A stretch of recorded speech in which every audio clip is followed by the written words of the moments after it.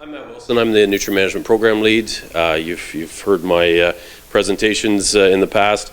We're going to go through some of the updates, just try to give you a picture on what happened in the last year, just some of the program stats. Dale's got some updates, program updates, new stuff we'll be looking for, and then we've got some other, you've got the agenda showing kind of what we'll be covering. Next slide. Yeah, there we go. Some AgriSuite updates, information on strategies and NASM plans, and then just it's a topic that always comes up, how to improve submissions is the last one. Before we get started, I think I'll just point out some of the OMAFRA and MECP staff in the room today. If you want to just, it won't work on the phone, but just stand up and give a quick wave. We've got Nathan Scaife, he's a program lead at MECP, Lisa Ross from MECP, Mary Jo is one of our agricultural environmental officers. Dave Bray, one of our environmental specialists out of Stratford. We've got Trevor Roback, environmental specialist out of London. James Mitchell. James, you want to stand up? James is our new signing director. You may, everybody would have known Len Seneshin. Len retired in December, and James is the new signing director. So you'll see his name lots. He's also the manager of our unit, so he'll be involved fully in the ASM and NASM programs. Who else do we have? We've got Dale, he'll be coming up. Brian Dixon, one of our engineers out of Woodstock. We got Maya, she'll be talking. Kyle's our co-op student right now, engineering co-op student. We've got Mackenzie, many of you would have known Brittany Barks. Brittany's on a secondment right now, and Mackenzie is just getting going in the role, so you'll start seeing her name and RAIs and stuff coming from Mackenzie very soon. So feel free to grab any of us on a break or after to ask questions, introduce yourself. Always great to put faces to names.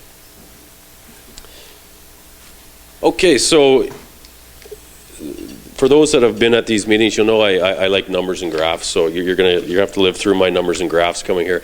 So this slide just shows the combined numbers of NASM plans and nutrient management strategies that have come in this past year. So the blue line, the top line, is the combined number, and the red line, just checking that the colors are similar, is our turnaround time. So many will remember the infamous 2017 year where we had peak numbers coming in and we had a high turnaround time. You remember that year we talked a lot about finding efficiencies and trying to bring that number down. And we've been able to do that. Obviously the reduction in the numbers coming in has helped a lot, but we've also been able to really get our turnaround time down. We will be talking a little bit later about how to improve submissions, but definitely the improvements in the submissions that we've seen over the last couple of years has been one of the biggest factors in getting that turnaround time. So thank you for all the hard work that you do and continued work to make those submissions as good as you can get them, and that really helps us get those through efficiently. Next slide is just breaking it out by stream. So this is the NASM stream. Sorry, I'll just update my site here. The turnaround time doesn't really change because it's the same team doing the NASM approvals and the ASMA approvals. So if NASM's getting behind, we jump over and work on NASM. If strategies are getting behind, Dale jumps over and helps us on strategy. So it's really one program with just showing you the differences of numbers coming in. The number of NASM plans that come in is relatively consistent. It's really between 450 and 550 that we see on a consistent basis over the life of the program. It's really the strategy, and next slide, strategy numbers that really vary. And you've seen the peak, it's really been somewhat of a consistent rise up to 2017, and it's really coming down the last 2 years back to kind of the 5-year average. So just to give you a bit more information, and this is obviously the information collected from nutrient management strategies. We gave you quite a bit of information last year. We've just condensed it down to one slide for this year. But this is what we saw in 2019 in nutrient management strategies.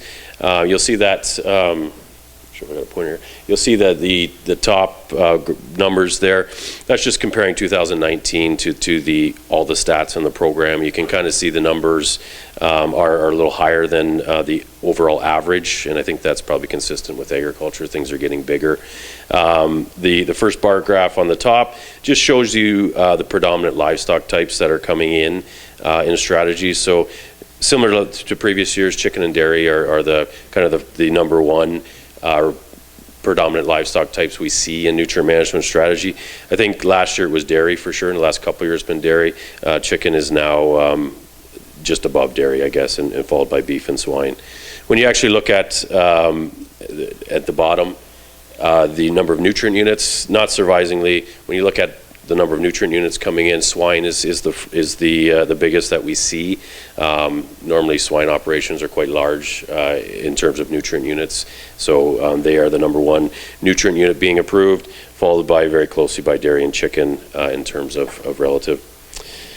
And the pie graph there just shows you the range in size, and these are just ranges that we came up with, but above 300 nutrient units is about 20% of the submissions that we approve, or we approved last year.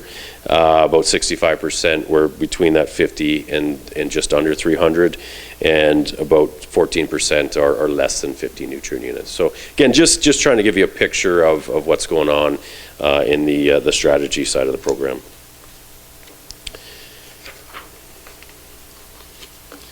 So last year we talked about proposed reg changes, and hopefully all of you are aware on July 1st of this year, 2019, we did do a reg amendment, and that was, the big one was removing the cessation of strategies after the 5-year anniversary. So strategies no longer expire on that 5-year anniversary.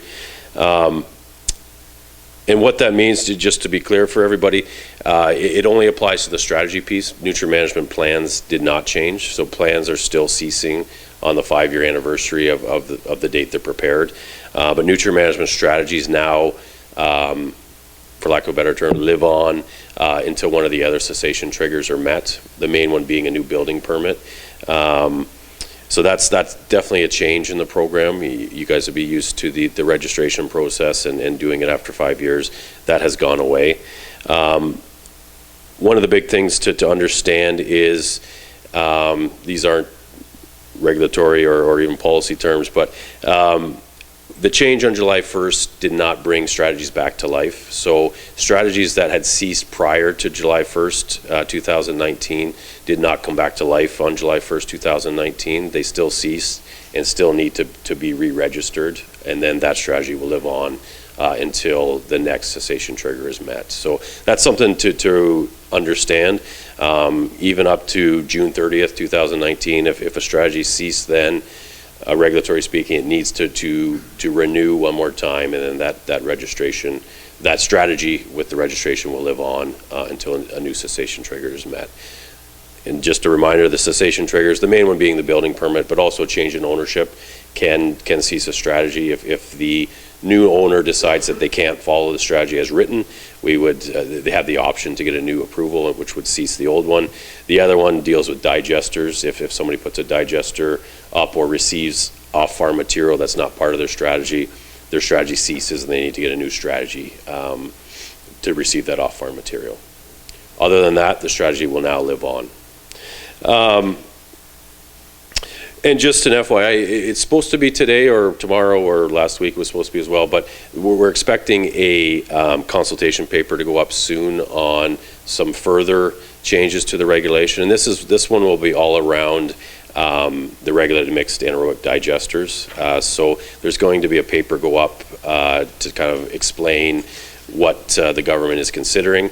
And it's really about allowing more off-farm materials into regulated mixed anaerobic digesters, and some complementing rules that will make sure the environmental protection is still there. So that's expected very soon. And then there still is, anybody that's been following the burden reduction, there's supposed to be 3 phases. So that would be phase 2 we're working on now. Phase 3 is pretty far out, so there's not a lot of detail yet, but there is supposed to be a phase 3 burden reduction. Not just for nutrient management by any means, it's all Ontario's regulations that are supposed to be being looked at, but we are expecting we'll be asked to be working on a phase 3 burn reduction for nutrient management. So next year at this time, hopefully we can give you some more details on that. Next slide. So some of the work that we did, and mainly Ridgetown did it, when we changed the regulation back in July 1st, some of the implementation was that we wanted to get producers, the end users of nutrient management strategies, more engaged in the program. And part of the reason why we were able to change the regulation, or it was thought that we could continue not having to see strategy, was that the requirement in the regulation is already there for an annual review and update to be done on strategies and plans. All of us know that that's not one of the strengths in the program right now, is those aren't being done all that well. But part of what we wanted to do with the reg change was use that as some momentum to get that being done better on the farm. And we worked with Ridgetown, or more like Ridgetown worked with us, to get some resources up on nutrientmanagement.ca for producers. So we've come up with this, and this is just a screenshot from nutrientmanagement.ca. Anybody that's on there can see it now. It was there just after July 1st. There's a section now under resources for farm owners and operators, and it's all about implementing a strategy, the ongoing requirements of a strategy. So it's record keeping, it's annual reviews and updates, all those things that need to be done on an ongoing basis. Some resources there for producers. Next slide.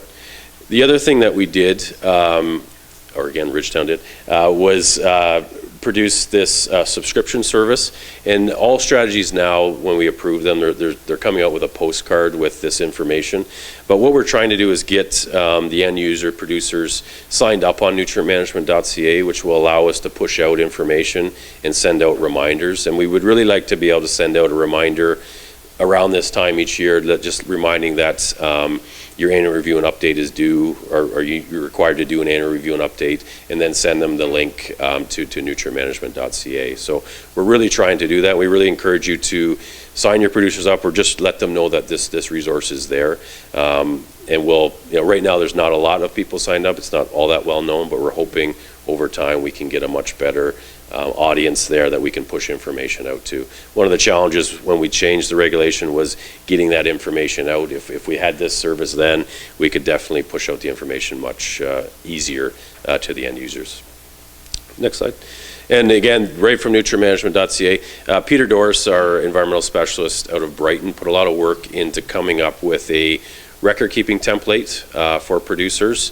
And it was really just meant to be a tool they can use to easily, or as easily as possible, keep their annual review and updates done and in a format that's somewhat easily readable. And Desiree from Ridgetown was able to take that and come up with kind of a how-to video. So she's got a kind of a mock strategy. She's got Peter's template, and just really shows easily how it can be done. And again, we just trying to make it as easy as possible for producers to meet the requirements of the regulation. So all that is on nutrientmanagement.ca under the resources tab for farmers to utilize, and always looking for ways to enhance nutrientmanagement.ca. So if you've got ideas for NASM plans, nutrient management plans, nutrient management strategies, we're all ears. We really want to make those tools available to producers to really implement those strategies, plans, NASM plans that are being prepared by certified people like yourselves. Next slide. And this, I'm going to pass it over to Dale. He's going to talk about some of the new things that we're being asked to do in the program. Okay, so I get to talk to you about the CRA, the Canada Revenue Agency business number. In case you don't know what it is, the CRA number is issued. It's a unique identifier assigned by Canada Revenue Agency, and the goal basically is to have one identifier for when you're dealing with any level of government, federal, provincial, or municipal. But what it boils down to is we have been told we have to collect this number, so we have to ask it from you, and you have to provide it to us.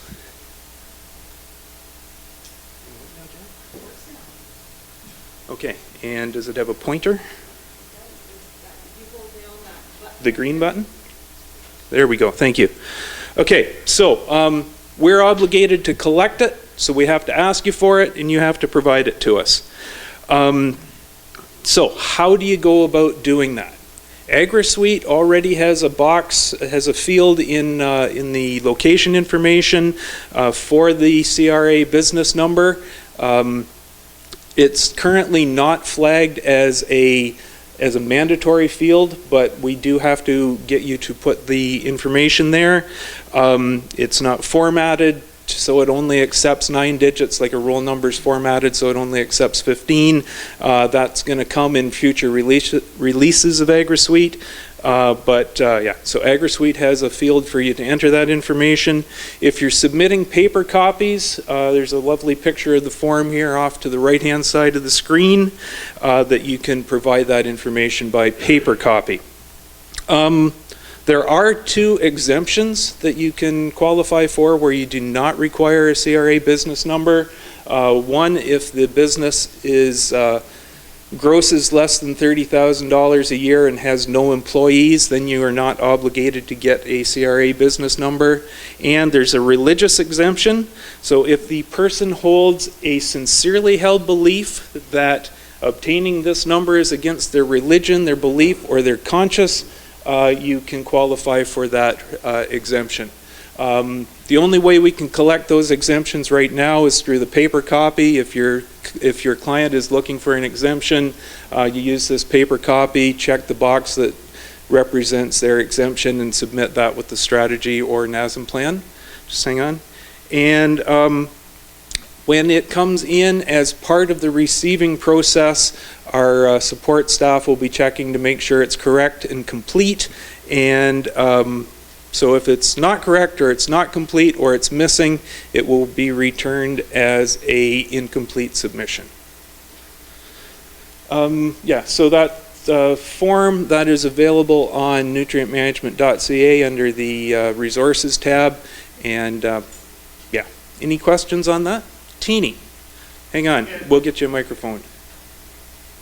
Maybe. Actually, Teeny, ask the question and I'll repeat it. Okay, there are several companies that have several different numbers. For example, the land where the barn is going to be built is one business. Right. And the operation is another business. Right. Which is the number, or which number do we supply? The correct one. Sorry, Teeny is asking what number do you supply when there is when one business has several of these numbers?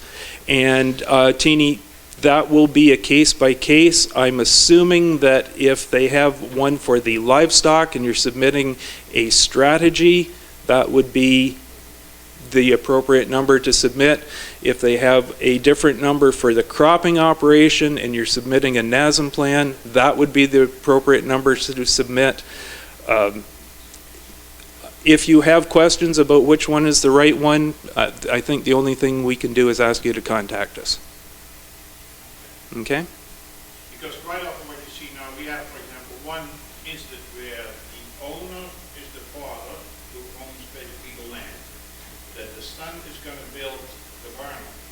Yep. And that goes on another company. Okay. Again, talk to Teeny provided another a scenario. I'm not going to be able to answer it, especially here right now with at least 60 pairs of eyes looking at me. So when you have a question about what to supply, give us a call. That's all we can do. Rob. How soon before you need these?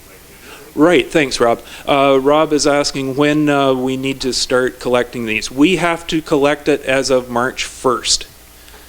So we have the capability of collecting it now. We've got the form is on nutrientmanagement.ca. The field is there in AgriSuite. We've got a bucket to collect all the information in. You can start doing it now, but we have to start collecting it March 1st. That was a point I missed. Thanks, Rob.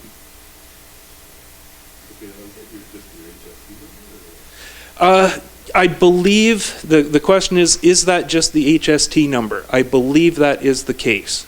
I tried to confirm that. I went on CRA's website, and it's just as helpful as ours. So it'll explain it to you quite well, Gary. Yeah, there's the business number is a 9-digit number, and then there's a 2-digit number that means something else, and then a 4-digit number that means something else. We need the first 9. One more question. Yes, Ted. So is this to be just going forward, or is this all plans that already have approvals? Going forward. Oh, Going forward. I don't know how we would start looking at collecting retroactively. That question never came up. If it's retroactive, we'll have to let you know, but this is just going forward that we start collecting that number. Okay? Cool. Okay, I mentioned AgriSuite there before, so this is actually a more fun topic to talk about, but I don't think I'm going to be able to demonstrate it. I was going to take you to the website on the computer, but if you want to see this, talk to me afterwards, and we'll hook up to Wi-Fi and go through a little bit of a demonstration. So, as you probably know, Microsoft is pulling support for their Silverlight platform as of October 2021. And we've been working fairly hard over the last couple years to try and get AgriSuite moved to a new platform, and one that's going to stay around for quite some time. And as with many things that are horrendous pain in the butt, it does open up some really neat opportunities. The new platform is going to work on a lot of different devices. You're going to be able to use it on your phone, whether it's an Android or an iPhone. You're going to be able to use it on tablets. You're going to be able to use it laptop, desktop. It's going to be able to work on a lot of different devices. It's going to be cloud-based, so as long as you've got a internet connection to the device you're using, you're going to have all your records that you're working on. You've got access to all the data that you've been working on. So that's what's coming. The regulatory version will be in place on time. I'm quite confident of that. When we've been developing this beast, I wasn't all that sure when we first started looking at it, because when we started developing this in modules, little bits that we're releasing to the world for people to look at, use and practice and test, that kind of stuff. And the biggest part was building the back end to it, making sure that you could have an authenticated user so that somebody could sign in and retrieve those records that they had, that it was secure, that you were able to work in these different calculators and save your work, that kind of thing. So we've got 3 calculators that are live right now. I've got the website address on the screen. And like I said, afterwards we'll go through a little demonstration if we can. But the 3 calculators we've got right now are the crop nutrient calculator, and that's the crop recommendations that you would get from publication 811. You put in your location, your soil type, your soil test information, the crop and yield, and it returns the crop recommendations that you need for that crop. We've got fertilizer calculator. This is a little bit more of an enhancement than what we've had in the other AgriSuite. This will help you calculate blends. It will help you formulate help you evaluate different nutrient contributions from different fertilizer products, that kind of thing. And the one that, of course, I'm more excited about is the organic amendment calculator, which is the manure nutrient contribution estimation portion that you're used to seeing in AgriSuite. Yeah, this works on Chrome or Safari. It doesn't work on the other browsers, but works on Chrome and Safari. And coming very soon will be, what's our next ones? We've got the phosphorus loss calculator, the new P-index, Plato, if you will. It's going to be in the next release. And very, very soon we will have the manure estimator calculator coming in. And the next release has the field field plan function. And that is starting to look very, very much like a nutrient management plan. Yeah, later we'll do a demonstration if you want to see it, and you'll see how it lays out on a wider screen or on a smaller screen. Any questions about AgriSuite coming out? Chad? Will the Plato have BMP setbacks in it, like the index? Have you, Chad is asking what the Plato calculator will be capable of doing. It's not, Plato doesn't really come out with setbacks, I don't think. It evaluates your application practices and indicates a degree of risk of loss. So what you'll be able to do with Plato, and this really needs to be explained by somebody that is developing Plato, but you'll be able to take the situation in which you're dealing, how you're applying what material you're applying, how you're applying it, where in the world you are, what's the soil conditions, slope, soil type, frozen, not frozen, all that kind of stuff, and determines a degree of risk of loss. And that will be better explained when it comes out. Steve? You mentioned it's going to be released on time. When is that time? It will be, Steve is asking me to commit to an hour of the day it will be released, and it will be on time, Steve. It will be on time. And I'm really quite confident that it will be on time so that there will be time to get used to using it before Silverlight support goes away. As I said, the first development took a long time and was very painful, and then all of a sudden the next two are done, and all of a sudden the next two are almost done. So yeah, next year I'll be up here apologizing for it not being out yet, but it's it is looking good. It's coming along quite nicely. I think Rick was first. Behind you. Okay, Rick, you speak instead. Okay. The new AgriSuite, is it going to have ASM, NASM, greenhouse, and MDS calculations on it? When it is released for regulatory purposes, it will have everything that the current one has, plus more. Yeah, you won't have to jump back and forth. It will be able to do everything the current one does, plus more. Up here, Ted's got one.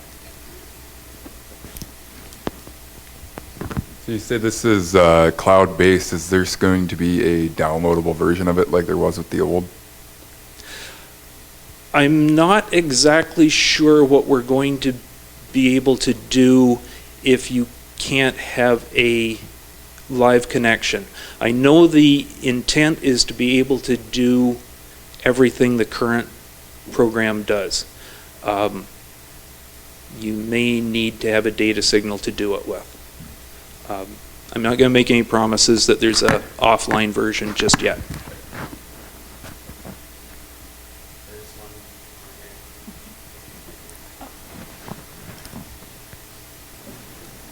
So does the organic amendment calculator work for all organic sources? The organic amendment calculator works for everything that the current AgriSuite works for. So it works for manure, it works for sewage, or for non-ag source material, it works for compost. There's always going to be an argument about the availabilities of the different materials, but the organic amendment calculator works the same way that AgriSuite does now. Okay? Okay, and then the last thing you get to hear from me for a few minutes is about working with non-ag source material on a farm with a nutrient management strategy. We get a few requests about this every year, and figured it was worth spending a few minutes talking about here today. So just remember, one piece of property can only be in one farm unit. It can't be in two different farm units. So it's really no problem to have a nutrient management strategy and a NASM plan on the same farm unit, just the farm units have to match. They have to be identical. So, couple different ways to approach this. And generally what we see somebody wanting to put non-ag source material onto an existing farm unit for a nutrient management strategy. So that's how my examples have been based. So if you're wanting to put non-ag source material on an existing farm unit, you just make sure that the farm units are entered into AgriSuite the same. You need all the properties in. There's a place to click that says this property does not receive non-ag source material, so it doesn't show up in the field summary, it just shows up in the farm unit summary. The other thing that sometimes happens is people just carve that piece of property out. It receives manure, it receives non-ag source material. It's still an identical farm unit, it's just been carved out and they've made a new farm unit and the strategy is updated. And again, it's not necessarily a problem. I don't see it being a logistical problem or necessarily an environmental problem. What we may do is ask you to justify the phosphorus loading limit on a farm that's receiving both ag source material and non-ag source material. And that's basically the hardest thing that you'll have to do. Okay, so every year Ridgetown sends out a request for topic ideas, and you'll probably get it at the end of this one. This one always comes up, how to improve submissions, what am I doing wrong? So just got some numbers here, and then we've got some of the common errors that we see, and just how to do them better. A lot of numbers up there, and I think I showed these last year, but on the one under the 2019, that's the 2019 numbers and the 2018 numbers, and just highlighting some of the improvements we've seen from 18 to 19. And so in the circles, you'll see, I guess we got lots of time here, but total of all submissions, we are keeping track of the number of errors that we're collecting or seeing, and just trying to do some overall continuous improvement in the program. So it's important to have the numbers to work with. But from 2018 to 2019, you guys were able to drop the number of errors that we're seeing in submissions from 1.4 down to 1, which is a significant drop in the number of errors that we're finding in our submissions. You'll also see that the number of submissions that we are processing with no RAIs has jumped up, which is good, from 40 to 43%. Maybe doesn't sound like a big number, but that really helps us in our efficiency side of things. And that really translates down to our turnaround times. You'll see that the average, so the number of submissions, the number of days to take 80% of the submissions through in 2018 was 46 days. And in 2019, that was down to 37 days. So the increase in the quality of submissions that we're seeing really translates into a better turnaround time. And that's for both strategies and NASM. Dale's got some numbers on the NASM coming up. So again, just to thank you for those that have put some effort into their quality of their submissions and really doing that double check before submitting. I would say definitely if we don't have to write you an RAI, it's definitely reducing the turnaround time for your client by at least a few days, if not weeks. So thank you for that. And I just have the point at the bottom, a significant decrease in the errors per submission equals a decrease in the turnaround time. So the better submissions that you're able to submit to us, the faster and more efficient we're able to process them. So Maya's got some of the common ones that we still see, and just some ways to do better. So I'll pass it over to Maya. Hey everyone. Okay, as Matt mentioned, we've seen an increase in performance, but there's always still room for improvement. So this year I'm going to give you the top 5. Years before we've had top 10, top 20, so we've all seen a huge improvement. But we still, we're on the wrong slide. How do I do this? Green? Arrow? There. Okay. So number 1 is attention to detail. This is one of our number 1 pet peeves. The attention to detail is especially to those of the existing OP-IDs that we already have in the system. So when there's older nutrient management strategies that cease and then it requires a new strategy, it requires a complete approval. So we'd like to see that you make sure that the maps have been updated. They don't say it's proposed, since now it is an existing, let's say, barn. Another one is to check all the information throughout the file to make sure it's consistent before you submit it to us. Our second one is the AgriSuite flags. Okay, when you see the software generate the flags, please address them. It's not going to speed up the process by ignoring them. A good place to to address them is in the overview. It's also a good idea to send before you send the submission to us, just do a final check on the flags to make sure that you have addressed them as well. Our third one, which comes out every year, is the farmstead sketch. Yeah, make sure you address. We have and put together a nice farmstead sketch checklist. Make sure you've addressed every single point. You can find the farm sketch checklist on nutrimanagement.ca under resources. There is also training tools on how to complete for submission a nice farmstead sketch under nutrientmanagement.ca as well. The fourth one is nutrient loading. If there is a loading rate above our comfort level, which we discussed last year, make sure that the additional information is included in the submission. You can also refer to nutrimanagement.ca. There is additional information on how to go about addressing the above threshold loading rate. The fifth one, which Dale kind of touched upon, is regarding previous approvals that have ASM or NASM.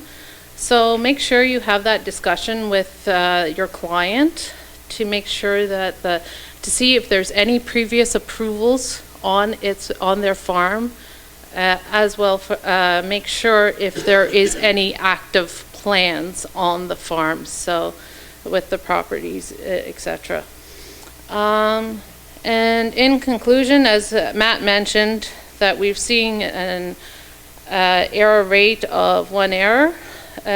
So there's still room for improvement. So the message is, if you're getting REIs with more than 1 error, that's a message to that there needs to be a bit of an improvement in your future submissions.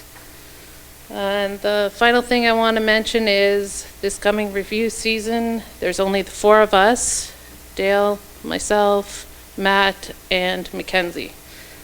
We're not in the position to hire any more staff. Thus, it's very important that we try as much as we can to have 0 errors if possible. Okay, I went through a fairly similar exercise that Matt did looking at non-egg source material. I looked at the last 5 years and I just basically summed up the number of submissions, kind of came up with a ratio of errors per submission. And as you can see, basically, the errors per submission are coming down quite nicely over the last few years. Maybe plateaued a bit in the last little bit, but something like 1 error per submission. Fairly manageable, but when I looked at the top 3 from each year, if you look at it, you notice that the top 1 and 2 are the same all the way through. It's either an issue with the sketch or an issue with the roll number. And then when I looked at the individual instances from the sketch, pretty much all of them were due to a couple things. First one, contradicting information, whether it's an acreage or an area or a roll number or something appears one way on the sketch and a different way in the printout. Probably neither one is going to make a big deal, but they just got to agree with themselves. We can't have contradictory information, so I got to send it back to you to correct whichever one needs to be corrected. So contradictory information is one thing that could be cleaned up. The other thing is a lot of people that are doing NASM plans have got a really good template for their field sketch, but when they paste the picture in, they either paste it on top of the legend or they don't fill out the legend. And if it's pasted on top of the legend, I can't tell what the symbols mean, that kind of thing. So I have to send that back and get that cleaned up a little bit. Roll numbers being the number 2 error that we see, not a lot we can do about that. There's 15 digits that have to be typed in the right order, and many of them are zeros, and 4 zeros look like 5 zeros, look like 3 zeros. But we've got to have that location information right. The only tip I could come up with for this one is you can cut out of Ag Maps and paste into AgriSuite. Mouse buttons are disabled in AgriSuite, but if you use Control-V, that will paste the number into AgriSuite. I'll get you in a minute, Rick. Actually, probably now is as good a time as any, Rick. They're coming with a microphone. Just hang on. Does Ag Map still have the extra 4 zeros or 5 zeros at the end? It has extra zeros at the end. 19 is acceptable as well. Basically, you paste it in and you can delete until the flag goes away if all zeros at the end. But yeah, we need 15 digits and we need them to be the right 15 and in the right order. So that's the only thing I can come up with on that. Yeah, the other common thing that we have is the ownership. There's an issue between the corporate name and the articles of incorporation, or the articles of incorporation are missing. When you're submitting a corporate entity, please include the first page of the articles of incorporation.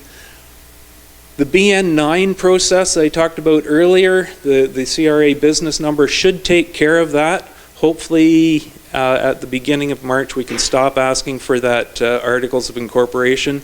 Until you get official word though, please keep including them, but the BN9 should take care of those issues. Couple of requests. Maya pointed out that there's only 4 of us, and doing us a favor of making things a little bit easier to work with would be very much appreciated. Couple things that have taken up a lot of time in the last couple years. Please don't, alter's a strong word, but please don't alter a PDF document that's a supporting document. Over the past few years, we've had a couple submissions come in where somebody has changed a soil test, changed something on the soil test. Some